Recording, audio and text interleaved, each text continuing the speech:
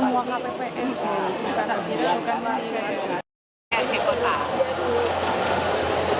Mana gambar itu kan ada namanya. Oh, cuman foto aja. Oh iya. Jadi hanya nggak ada nama, cuman caleg.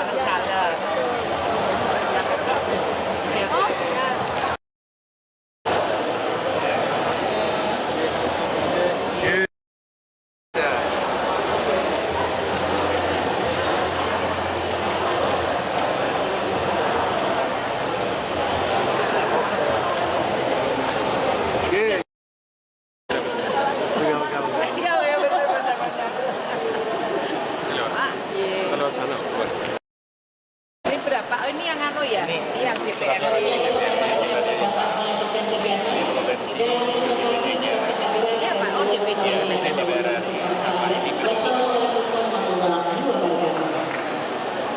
Ini berapa jumlah ini simulasinya? 267. Sesuai ini ya jumlah sini, TPS ini. Makasih. Terima kasih kejurannya. Satu.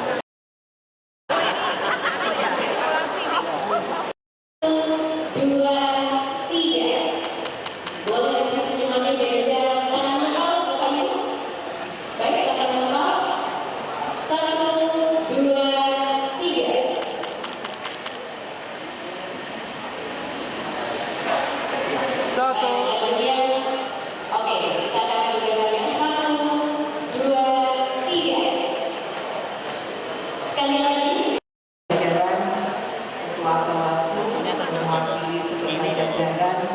Ada Pak Kasintel, kemudian Forkopincak, ini kompleks, ada Pak Camat. Semuanya mau swastiastu, nama budaya sama kebajikan.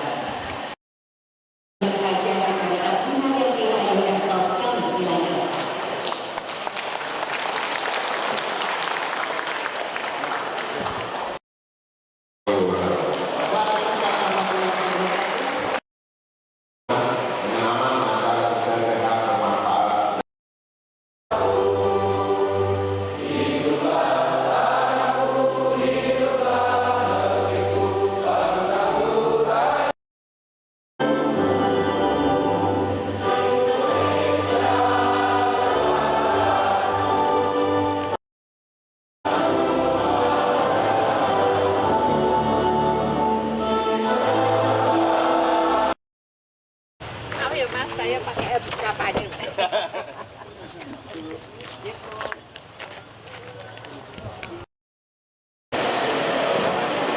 Untuk yang mana keras?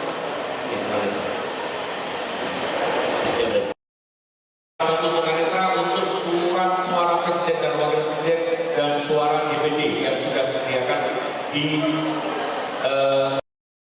menggunakan rokok. Yang selanjutnya, apabila keliru coblos, pemilih dapat meminta surat suara sebagai pengganti, namun hanya 1 kali. melihat simulasi.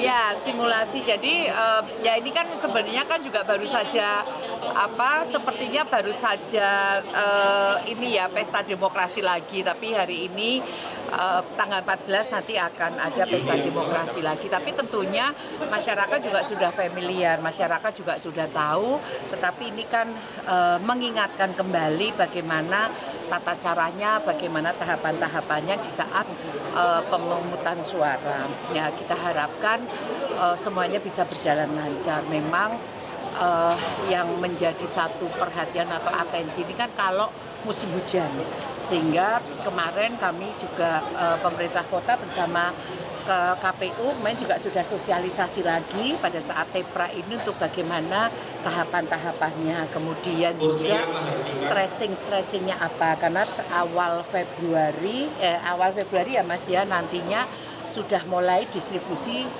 kertas suara, sehingga diharapkan tempat-tempatnya, gudangnya ini aman dari semuanya lah ya, dari gangguan-gangguan baik keamanan, kemudian juga dari alam gitu ya, sehingga surat suara itu, kertas suara itu itu masih baik sampai tanggal 14 Februari dan sampai pemungutan suara dan sampai ke rega. Kemudian yang karena setelah dari kecamatan karena didistribusi pada tanggal tertentu nanti didistribusi ke kelurahan dan dari kelurahan nanti ke TPS. Yang nantinya kemarin kami juga melakukan stressing kepada para camat, lurah ini utamanya pada saat pemungutan suara. Karena cuaca kan seperti ini, takutnya mungkin terjadi hujan, kemudian juga mungkin terjadi genangan. Tapi kemarin sudah diidentifikasi, insya Allah tidak ada yang di wilayah genangan-genangan. Tapi kami tetap minta teman-teman untuk bisa monitor dan tadi saya juga sudah minta pada Kesbangpol untuk di review lagi gitu kan, bilang enggak tapi kok tekan gone enggak ya gitu kan, jadi kita juga nanti yang repot sehingga semuanya harus terpantau, semuanya dipastikan aman semuanya dan berjalan lancar. Potensi TPS rawan banjir itu mana saja? Kemarin hanya satu di Tanjung Mas, tetapi satu ya Mas ya di Tanjung Mas, tapi kemarin kita sudah antisipasi untuk peninggian gitu ya, karena itu sebenarnya sih hanya sisa-sisa karena memang di Tanjung Mas ini kan belum selesai sintelnya. Ya, yang disimulasikan ini 297 pemilih. Nah, tapi pemilihnya itu kita pakai teman-teman PPK, terus PPS Gayam Sari sama ketua KPPS Gayam Sari, gitu. Ini 200 sekian itu satu TPS emang Ya, sudah kalau semuanya? TPS-nya jumlah realnya segitu, cuman pemilihnya itu kita pakainya itu perwakilan dari PPK, PPS sama KPPS. Ya, gitu. Jadi bukan pemilih realnya, tetapi kemudian dipakai orang-orangnya dari KPU.